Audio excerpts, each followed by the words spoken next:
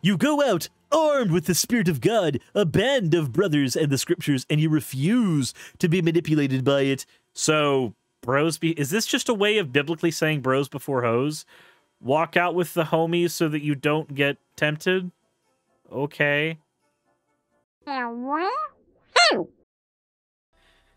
Anyways, let's go ahead and talk about this that was just delivered to me. Cherry dropped this on my doorstep, and then I saw that Vice Rhino and a few other people were engaging with this, and I figured, you know what? Why not? Why not? Because the ideas presented in this story that we are going to be looking at, they're pretty normal, at least where I live. Here in the South, these are things that I hear a lot. So we're going to be going through that. Pink Crows, thank you very much for redeeming your points, friend. Oh well.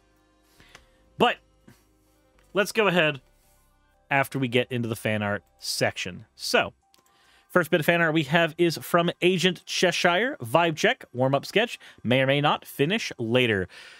This looks like there is a violent energy that is about to be slammed into my face, and I love it.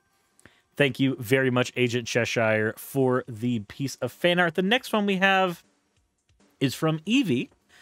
Said, hi, this is my first time visiting the Discord. Earlier this year, I was listening to one of your live streams on YouTube while I was working on an art project just for fun. I decided to chime in the comments that I was drawing a parrot for a friend, and I invited Suris to name it. He did. Keat. Alas, my friend's parrot actually already has a name, Gertie, so I drew Cat Girl Suris with their very own Keat the parrot. Aww. He looks like such a good boy. He looks like such a good boy. Thank you very much for that one, Evie. The next one we have is from Cold Loyalty. They said, this is my first doodle for the parody establishment of the Church of Surisism. I hope it gets a good chuckle out of someone. What is... I don't know what is going on. I don't know what is going... There is a candle? Is that a... Okay, that's a fish. I thought that was something very different. Okay.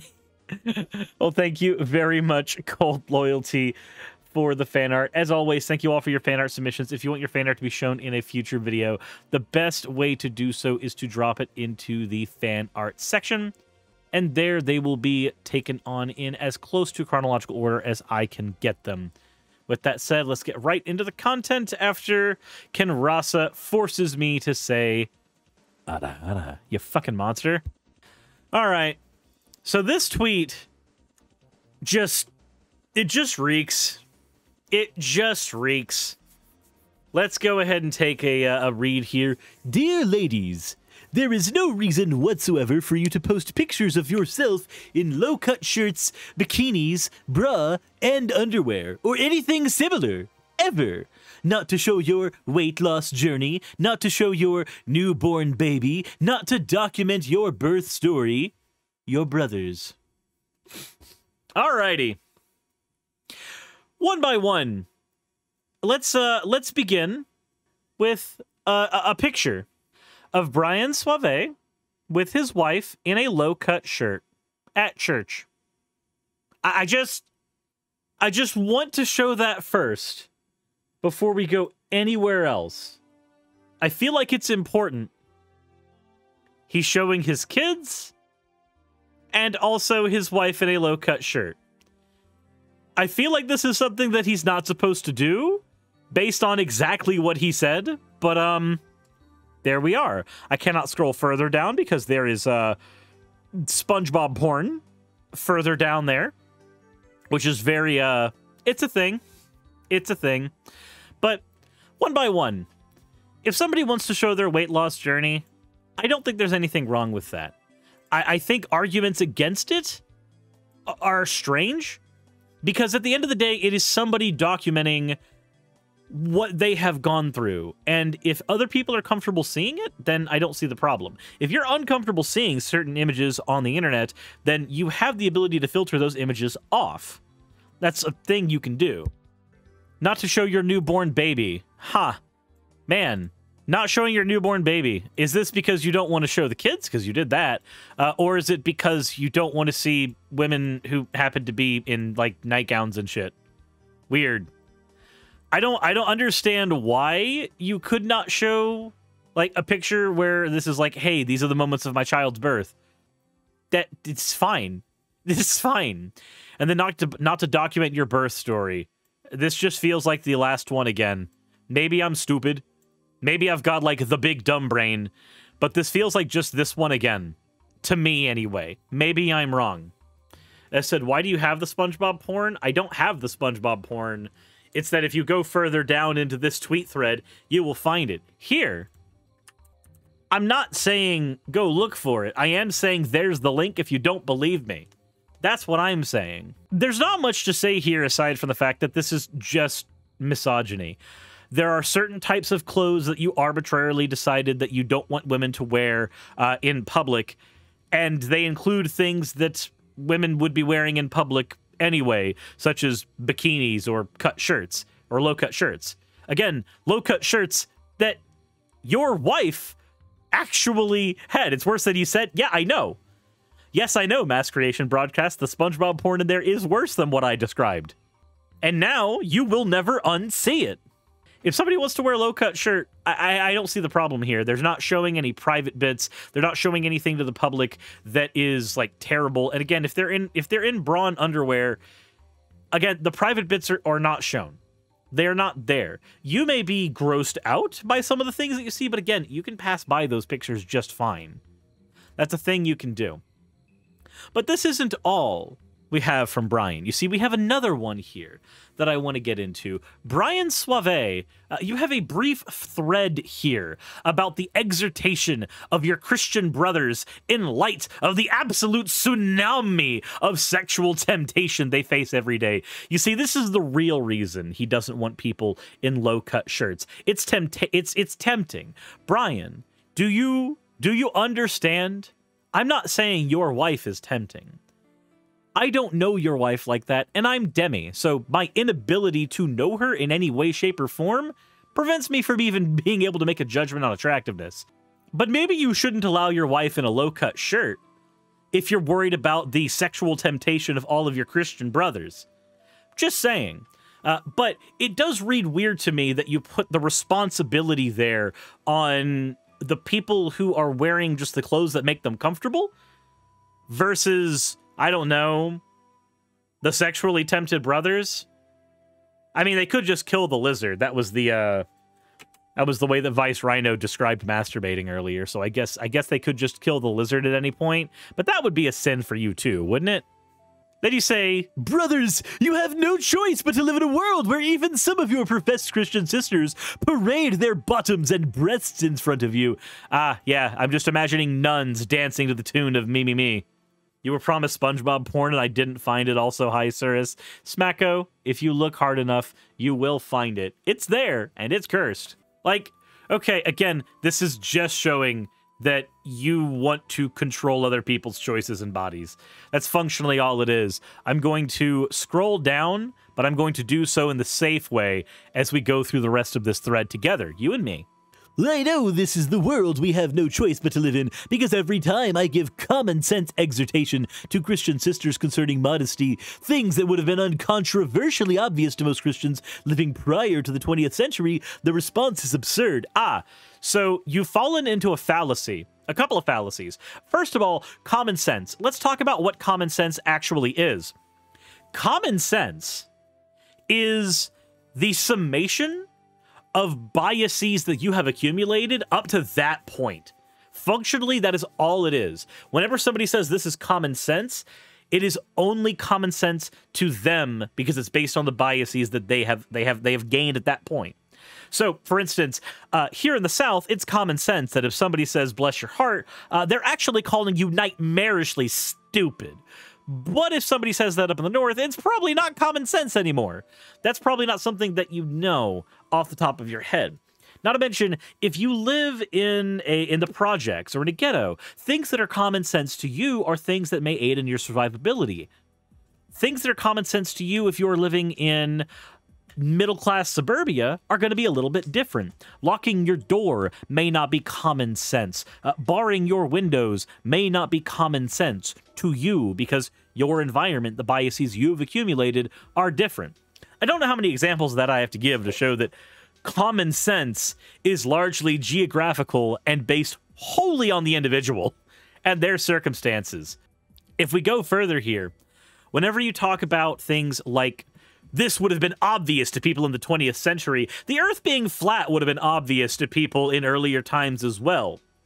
Putting spotted cows near different types of fencing to get different variants in their furs would be common sense, depending on where we go in time.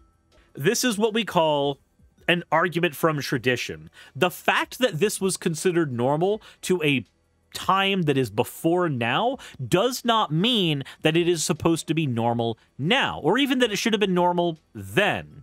So no, geez, that's an obscure Bible reference. I grew up in a Christian private school. Obscure Bible references were literally my childhood. Ladies send pornographic videos and images to me in my direct messages. They quote tweet my tweets with wildly inappropriate pictures of themselves. They curse and rage and say all sorts of utterly disgusting things. Some of these women are even professed Christians. Yeah, being a Christian literally just means that you are saved by the grace of God. It doesn't say anything about your personal morality or values. So that last bit doesn't fucking matter. Let's also talk about the fact that you're just bragging that women sent nudes to you. Come on, dude. Come on. We see through that. We see through. This is literally just bragging that people have sent nudes to you. Congratulations, I guess. You did reverse psychology and you got it. You got it. Just being horny on main here. Continuing on, they will dress in clothing so tight as to be akin to a skim coat of latex pain over their most private areas. They'll leave little to the imagination. I've never understood this comment. If the argument is it doesn't leave much to the imagination, this kind of argues that you're trying to get people to imagine something, which I don't think is always the case. World's Shadiest Wizard, thank you for the follow. I don't know. This statement has always been a weird one for me to analyze. It doesn't leave much to the imagination. Why the fuck do I want them imagining what my crotch looks like? That's not part of the goal. Some of them have no idea what they're doing. Others know full well. Yeah, yeah, congratulations. You said nothing in a single sentence. You did it. Some people know what they're doing, others don't. Cool. Great observation. Quick question. Why is he looking? I don't know. Either way, you and I will have to deal with it. How? First, by grace and through faith, you need to determine that you are not okay with a wandering eye. You are not okay with pornography of any kind, ever. You simply will not tolerate it. Whatever provocation is given to you, be as radical as you must to kill the lizard. Ah, that's why Vice Rhino said kill the lizard is masturbation. Be as radical as you must to masturbate. Got it. I will be as radical as I have to be to kill my lizard. I will do it. I will look up some weird shit. But, Brian, I do have to ask you, when you wrote this, when you say you're not okay with pornography of any kind, are you just simply dismissing the utility of pornography? For instance, people who are in an asexual relationship, they are somebody with both a libido and also a sexual attraction quotient, and their partner might be sexually repulsed and also asexual. In this situation, porn can be an incredibly useful tool in the stability of this relationship. Would you rather the people in that relationship just suffer, or like what's your end goal there? What's your end goal? Do you prefer them? Would you rather they just fuck without the consent of the ace person, or would you rather them divorce despite them loving each other very much? What options would you give this couple here? What would be your... Because my suggestion would probably be porn or polyamory. But, I mean, I'm pretty sure you're against both of those things. Then he goes, second, delight yourself in your wife. Yeah, cool. Most people who are married probably do anyway. In Proverbs 5, what are the answers to the temptation of illicit sex? Is good sex. So be intoxicated with your wife. Drink water from your own cistern, flowing water from your own well. Well, I'm very glad that you have spoken up about the need to eat out your significant other. I'm sure they will appreciate you drinking as much from them as you so need. But I do have to ask another question here. Again, who is this for? For me, again, and yeah, drink water from your own cistern. It just sounds, it sounds like somebody is trying to drink from their own schlong at that point. But I do have to ask, Brian, I'm polyamorous, okay? So for me, what is it to you? I both delight in my partner and also look at explicit material. Delighting in my partner doesn't stop me from looking at explicit material, nor does looking at explicit material stop me from delighting in my partner. So I've already done the thing that you tried to do. Moreover, again, as a person who has been in multiple relationships with multiple people, this is not very good advice for someone like me. I'm sorry. It just doesn't, it doesn't do anything. I'm just curious what he would even say to the idea of polyamory. I'm just curious. Third, don't give in to the bitter and despairing cynicism that ultimately makes it easy to throw off responsibility for yourself and cast it on the sins of the world. Yes, the world is full of women who've forgotten the face of their fathers. Yes, it is unprecedented. What does that even mean? Are you saying that all women who flaunt their bodies like were abandoned by their dads? Because that's also not true. Okay. Yes, you live in a time when you cannot take your guard down for even a moment. Yes, it is not fair, kind, loving, or reasonable. Yes, the cowardly church has made it far worse by refusing to rebuke those sins common to women. Yes to all, and yet you go and be a glory. I'm not sure that's an English. I'm not sure that's an English. But, okay.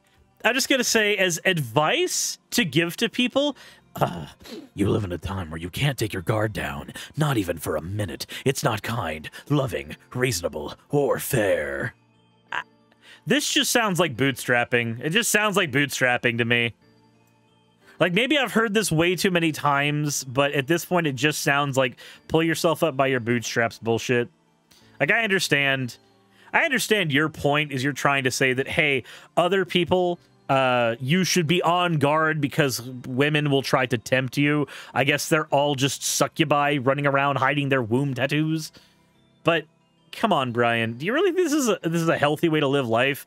Constantly, like, girding your loins? You go out armed with the Spirit of God, a band of brothers and the scriptures, and you refuse to be manipulated by it. So, is this just a way of biblically saying bros before hoes? Walk out with the homies so that you don't get tempted? Okay. Be a man with high walls of self-control. A man who can't be dragged into the tar pits by any passing whore, no matter how loud the call. Okay. I've already got you covered. Ah, yes, the infinite teachings of Christ, bros before hoes. It's literally just biblical bros before hoes. That's literally what this is. It's just bros before hoes, but for people who read one book and think that they're educated. Like, that's it. Be what they are so often not being, and love your enemies. Love them enough to honor them even when they can't be bothered to honor themselves. And when you fall, remember your Father's mercy. He is slow to anger. He looks on Christ and pardons us. All right. Hold on. Hold on. So, love your enemies. I'm sure you loved all of the illicit DMs you got. Love them enough to honor them even when they can't be bothered to honor themselves. Okay. So, this is basically just like, hey, respect other people even if they don't respect themselves. I don't necessarily disagree with that, but then when we get here... And when you fall, remember your Father's mercy. He's slow to anger. He looks on Christ and pardons us. Do you know how abusive this sounds? No, seriously. No, seriously. Moonweaver Acolyte, thank you for redeeming your points for an... you fucking monster. Also, Radio Melbourne, thank you for the follow. But think about how abusive this is. Let me rephrase this in a way that's not Christian for a moment to make it make sense. You know how disappointed I am in you. And how much I want to hurt you for how disappointed you've made me. But I'm not going to hurt you. I'm going to hurt your brother. Your brother agreed a long time ago to take all of the blame for everything you did. So you're not hurting yourself. You're not doing this to you. You're hurting him. Now, why would you do that? Yeah, think about that for a second. That is functionally what's being said, except it's Christ. The entire idea of a person dying to absolve the world of their sins, it feels really awkward in this particular context. Said what? Yeah, it sounds weird, doesn't it? It sounds horrible. But in context, that's what it is. Comrade Karina said, wait, so how does one look at the pediastry mistranslation in the Bros Before Hoes world? Did a priest get uncomfy and rewrite it no homo because the bros were broing too hard, like the Grease? Are you talking about the pediastry mistranslation in Leviticus? I'm not sure which one you are referring to. But he ends in saying, if you sin, repent quickly and freely and Christ rememberingly. Yes, remember your brother, for he has taken the spankings for you. Your father is for you. He sent you an advocate and a helper, and he will see you through. Be strong and courageous. You are a glory to God. Yeah, he is referencing 1 Corinthians. He has it right there. For man indeed not oft to cover his head, for as much as he is the image and glory of God, but the woman is the glory of the man. It's just a way of writing in your book, hey, look at me. I'm a misogynistic piece of shit, but I don't want to write that much. The lay not with a boy changed to a man. Yeah. It's because in the Greek translations where man lay with a male, and when they got that to English, Old English later, man laid with male became man laid with man, because the meaning of male changed at that point. It used to mean young boy. Yeah, I know which one you're talking about, Comrade Karina. We actually talked about it in a previous episode, literally yesterday. Okay, so he wasn't talking about girls being abandoned by their dads and then turning to, like, sex work. He was talking about God. Brian, you understand that not everybody's Christian, right? And not everybody has to be? Said that translation is in the King James, though, right? I'd have to look up the actual verse for King James, but that doesn't really mean much considering King James is written based off of, yes, a Greek translation, but a Greek translation from the 14th century? Not quite far enough back for our purposes. God was abandoned by girls and turned to prostitution. Okay, so the summation of this seems to be women forgot that God is real, and because God is real, women should subject themselves to men. And if women do not subject themselves to men and instead act like whores, then the men should do themselves the favor of respecting the women who are disrespecting themselves, because bros before hoes. That's how this reads to me. Brian, maybe you shouldn't begin any posts with "Dear Ladies." We should begin posts with "Dear Brian." Dear Brian, not everybody has to abide by your book. Your book is not the end-all be-all where morality is concerned. Your book may very well be wrong on a number of things. Broaden your horizons, Brian. Broaden your horizons. Dear Brian, wait. People who take chick tracks 100% seriously and read them unironically. Yup. Most manifestos are cringe. Most manifesto writers are morons. That's why I don't do a manifesto. I am a moron. I don't need to tell you guys that. Didn't Jesus literally say not to bother the prostitute, but love them instead? I mean, that's kind of what he's doing here, but not really. So that's kind of what he's doing with the respect them, even though they're not respecting themselves. That's kind of what he's doing there, but then he posts like this, where it's like, so you are bothering them. So you are bothering them. Jeebus. Anyway, I know that was a bit of a rant. Let me know what you guys think in the comment section below if you're watching over on YouTube. If you're watching over on Twitch, maybe consider following if you haven't already.